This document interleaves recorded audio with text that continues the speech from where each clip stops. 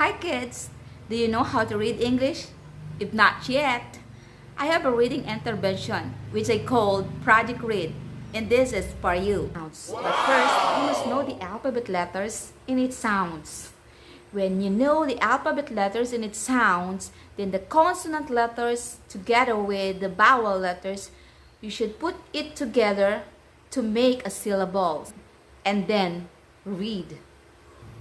Then another consonant letter must add, and it goes like this. This project read is reading a word after knowing the syllables. So now let's begin with the sound. Ra, ram. Sa, sam. Ha, ham. Da, dam. Ja, jam.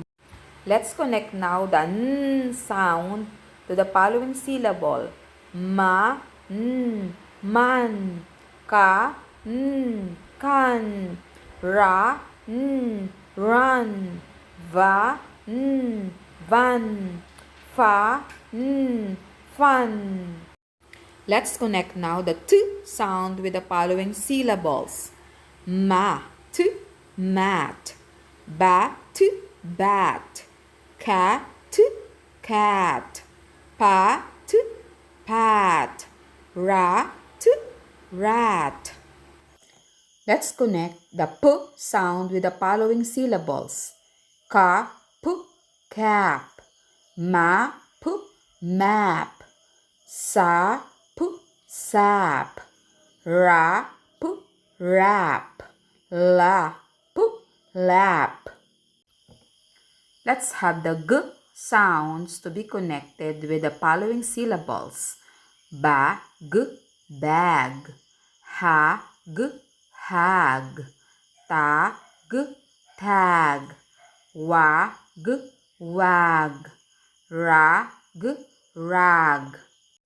Let's connect the s sound with the following syllables. Has, has. Was, was. Gas, gas. Las, las. Mas, mas. Pas, pas. Let's add the d sound with the following syllables. Lad, lad. Had, had. Pad, pad. Bad, bad. Dad, dad. Now let's add the b sound with the following syllables. Tab, tab. Cab, cab. Nab, nab. Gab, gab. Dab, dab. This should be also done with the syllables E, I, O, U. Then add another letter to make a word. Let's have the sound with the vowel E. Re, ram. De, dam. Fe, fam. Je, jim. He, hem. Let's have g sound with the vowel I. Big, big. Dig, dig. Feg, feg. Gig, gig.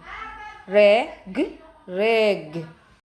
Let's have p sound with the vowel O. So, sop. Bu, bop. Ku, cop. To, top. Mo, mop. Let's have t sound with the vowel U.